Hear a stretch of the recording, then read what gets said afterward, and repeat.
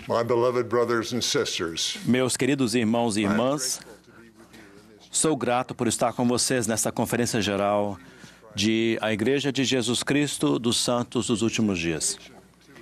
Em seu convite para refletirmos sobre como nós e nossos entes queridos foram abençoados pelo fato de essa última dispensação, pela restauração da igreja, o presidente Russell Nelson prometeu que nossa experiência seria não apenas memorável, mas também inesquecível. Minha experiência tem sido memorável, assim como tenho certeza que de vocês também. Se ela vai ser inesquecível, depende de cada um de nós. Isso é importante para mim, porque a experiência de me preparar para esta conferência me transformou de um modo que eu quero que continue. Vou explicar por quê. Minha preparação me conduziu à leitura do registro de um evento da restauração. Já o havia lido diversas vezes. E ele sempre foi, para mim, um relato de uma importante reunião que envolveu Joseph Smith, o profeta da restauração. No entanto, dessa vez, eu vi no relato a maneira como o Senhor nos guia, seus discípulos, em sua igreja. Vi o que significa para nós mortais sermos guiados pelo Salvador do mundo, o Criador, que sabe de todas as coisas passadas, presentes e futuras. Ele nos ensina gradualmente e nos guia, nunca nos forçando a nada. A reunião que estou descrevendo foi um momento crucial na restauração. Foi uma reunião no Dia do Senhor, realizada em 3 de abril de 1836, no Templo de Kirkland, em Ohio, 7 dias depois de ele ter sido dedicado. Joseph Smith descreveu esse momento grandioso na história do mundo de maneira simples. Muito desse relato está registrado na seção 110 de Doutrina e Convênios. À tarde, ajudei os outros presidentes na distribuição da ceia do Senhor à igreja, recebendo-a dos 12, que tiveram o privilégio de oficiar a mesa sagrada hoje. Após realizar esse serviço para meus irmãos, retirei-me para o púlpito e, estando as cortinas abaixadas, curvei-me com Oliver Cowdery em solene e silenciosa oração. Após orarmos, a seguinte visão nos foi dada. Retirou-se o véu de nossa mente e abriram-se os olhos do nosso entendimento. Vimos o Senhor de pé no parapeito do púlpito, diante de nós. E sob seus pés havia um calçamento de ouro puro, da cor de âmbar. Os seus olhos eram como uma labareda de fogo, os cabelos de sua cabeça eram brancos como a pura neve, e o seu semblante resplandecia mais do que o brilho do sol, e a sua voz era como o ruído de muitas águas. Sim, a voz de Jeová que dizia: Eu sou o primeiro e o último, sou o que vive, sou o que foi morto, eu sou vosso advogado junto ao Pai. Eis que perdoados vos são vossos pecados, estáis limpos diante de mim. Portanto, erguei a cabeça e regozijai-vos. Que se regozije o coração de vossos irmãos e o coração de todo o meu povo, que com sua força construiu esta casa ao meu nome. Pois eis que aceitei esta casa, e meu nome aqui estará, e manifestar-me-ei a meu povo com misericórdia nesta casa. Sim, aparecerei aos meus servos e falar-lhes-ei com minha própria voz. Se o meu povo guardar os meus mandamentos e não profanar esta casa santa. Sim, o coração de milhares e dezenas de milhares grandemente se regozijará em consequência das bênçãos que serão derramadas e da investidura com que meus servos foram investidos nesta casa. E a fama desta casa espalhar-se-á por terras estrangeiras. E este é o princípio da bênção que será derramada sobre a cabeça de meu povo. Assim seja. Amém. Depois de encerrar-se esta visão, os céus tornaram-se a abrir, e Moisés apareceu diante de nós e conferiu-nos as chaves para coligar Israel dos 4 partes da terra e trazer as 10 tribos da terra do norte. Depois disso, Elias apareceu e conferiu-nos a dispensação do evangelho de Abraão, dizendo que em nós, em nossa semente, todas as gerações depois de nós seriam abençoadas. Concluída essa visão, outra grande e gloriosa visão abriu-se para nós, pois Elias, o profeta, que fora levado ao céu sem experimentar a morte, apareceu diante de nós e disse: Eis que é chegado plenamente o tempo proferido pela boca de Malaquias, testificando que ele, Elias o profeta, seria enviado antes que viesse o grande e terrível dia do Senhor, para voltar o coração dos pais para os filhos e os filhos para os pais, a fim de que a terra toda não seja ferida com uma maldição. Portanto, as chaves dessa dispensação são confiadas às vossas mãos, e assim sabereis que o grande e terrível dia do Senhor está perto, sim, às portas. Eu havia lido esse relato muitas vezes. O Espírito Santo me confirmou que o relato era verdadeiro. Entretanto, à medida que estudava e orava para me preparar para esta conferência, passei a ver mais claramente o poder do Senhor para guiar em detalhes seus discípulos em sua obra. 7 anos antes de Moisés conferir a Joseph as chaves da coligação de Israel no templo de Kirtland, Joseph aprendeu na página de título do livro de Mormon que o propósito do livro era o de mostrar aos remanescentes da casa de Israel para que conhecessem os convênios do Senhor e soubessem que não foram rejeitados. Em 1831, o Senhor disse a Joseph que a coligação de Israel começaria em Kirtland. E de lá, Kirtland, os que desejar irão a todas as nações, pois Israel será o salvo e guiá-lo-ei. Embora o trabalho missionário fosse necessário para coligar Israel, o Senhor ensinou o seguinte aos 12, que se tornaram alguns de nossos primeiros missionários. Lembrai-vos de que não deveis viajar a outras nações até que recebais sua investidura.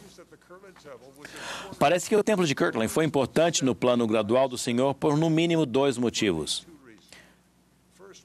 Primeiro, Moisés esperou até o templo ser concluído para restaurar as chaves da coligação de Israel.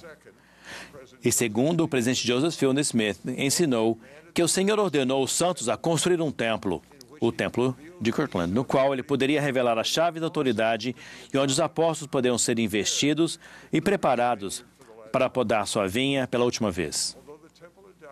Embora a investidura do templo, como conhecemos hoje, não tenha sido administrada no templo de Kirtland, em cumprimento à profecia, as ordenanças preparatórias do templo começaram a ser introduzidas lá, com o derramamento de manifestações espirituais que armaram aqueles que foram chamados para a missão com a prometida investidura de poder do alto, que levou a uma grande reunião por meio do serviço missionário. Após as chaves da coligação de Israel terem sido conferidas a Joseph, o Senhor inspirou o profeta a enviar membros dos 12 para missões. Conforme estudava, eu soube claramente que o Senhor havia preparado em detalhes o caminho para que os 12 fossem para as missões no exterior, onde pessoas haviam sido preparadas para crer neles e apoiá-los. Com o tempo, milhares de pessoas foram trazidas à igreja restaurada do Senhor, por meio deles. De acordo com o nosso registro, estima-se que entre 7.500 a 8.000 pessoas foram batizadas durante as 2 missões dos 12 nas Ilhas Britânicas. Isso estabeleceu o alicerce para o trabalho missionário na Europa, e no final do século XIX, cerca de 90.000 pessoas haviam vindo para a América, sendo que a maioria delas veio das Ilhas Britânicas e da Escandinávia. O Senhor havia inspirado Joseph e aqueles fiéis missionários que começaram o trabalho a realizar uma colheita que, na sua época, parecia estar além da capacidade deles. No entanto, o Senhor, com sua perfeita profecia e preparação, possibilitou que isso acontecesse. Você se lembra da linguagem aparentemente simples e quase poética da seção 110 de Doutrina e Convênios? Eis que é chegado plenamente o tempo proferido pela boca de Malaquias, testificando que ele, Elias, o profeta, seria enviado antes que viesse o grande e terrível dia do Senhor, para voltar o coração dos pais para os filhos e os filhos para os pais, a fim de que a terra toda não seja ferida com uma maldição. Portanto, as chaves dessa dispensação são confiadas às vossas mãos, e assim sabereis que o grande e terrível dia do Senhor está perto, sim, às portas. Testifico que o Senhor viu o futuro distante e viu como Ele nos guiaria para o que ajudássemos a cumprir seus propósitos nos últimos dias. Por exemplo, enquanto eu servia no Bispado Presidente há muitos anos, eu era encarregado de supervisionar o grupo de desenvolvimento e projeto que criou o que chamamos hoje de Family Search. Tenho cuidado de dizer que supervisionei sua criação, em vez de dizer que a dirigi. Muitas pessoas brilhantes abandonaram sua carreira e vieram desenvolver o que o Senhor desejava. A primeira presidência havia estabelecido uma meta de reduzir a duplicidade das ordenanças. A maior preocupação era não sermos capazes de saber se uma ordenança já havia sido realizada. Por anos, ou o que aparentava ser tudo isso, a primeira presidência me perguntou: quando você concluirá esse projeto? Com oração, diligência e o sacrifício individual de pessoas com muita capacidade, a tarefa foi concluída. Foi um passo de cada vez.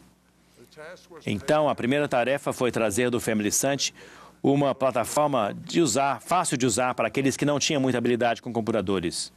Mas mudanças aconteceram e sei que continuarão a acontecer, pois sempre que decidimos resolver um problema inspirado, abrimos a porta para mais revelações em relação aos avanços, pelo menos igualmente importantes, mas ainda não vistos. Mesmo hoje, o Family Search está se tornando aquilo de que o Senhor precisa como parte de sua restauração, e não apenas para evitar as ordenanças duplicadas. O Senhor permitiu que fizesse melhorias para ajudar as pessoas a se sentirem familiarizadas e até mesmo a amarem seus antepassados e a realizarem as ordenanças do templo por eles. Agora, conforme o Senhor certamente sabia o que aconteceria, os jovens estão se tornando mentores para seus pais e membros da ala em relação ao uso de computadores. Todos sentem grande alegria nesse serviço. O espírito de Elias está mudando o coração dos jovens e dos mais velhos, dos filhos e dos pais, dos netos e dos avós. Os templos estão felizmente agendando batismos e outras ordenanças sagradas novamente. O desejo de servir a nossos antepassados e o vínculo entre pais e filhos estão crescendo. O Senhor viu tudo isso acontecendo. E ele se planejou para isso gradualmente, tal como ele fez com outras mudanças em sua igreja. Ele chamou e preparou pessoas fiéis para escolherem fazer coisas difíceis com habilidade. Ele sempre foi carinhosamente paciente em nos ajudar a aprender linha sobre linha, preceito sobre preceito, um pouco aqui e um pouco ali. Ele é firme quanto ao momento em que suas intenções se realizam. Ainda assim, ele garante que o sacrifício muitas vezes seja ou possibilite uma bênção contínua que não prevíamos. Concluo expressando minha gratidão ao Senhor. Ele que inspirou o presidente Nelson a me convidar a fazer um sacrifício para me preparar para esta conferência. Cada hora e cada oração em minha preparação trouxeram uma bênção. Convido todos que ouvirem essas mensagens ou lerem essas palavras a terem fé de que o Senhor está guiando a restauração do seu evangelho e de sua igreja. Ele irá adiante de nós. Ele conhece o futuro perfeitamente. Ele os convida ao trabalho. Ele se junta a vocês neste trabalho. Ele tem um plano para seu serviço. Ele ama vocês. E mesmo que se sacrifiquem, vocês sentirão alegria à medida que ajudarem outras pessoas a se prepararem para a sua vinda. Testifico a vocês que Deus o Pai vive. Jesus é o Cristo. Esta é a igreja dele. Ele conhece vocês. Ele os guia no serviço deste reino de Deus. Eu presto-lhes o meu testemunho que Ele os ama e que Ele preparou um caminho para vocês. Ele vai diante disso de sua face em todo o serviço que vocês derem a Ele. No nome sagrado de Jesus Cristo. Amém.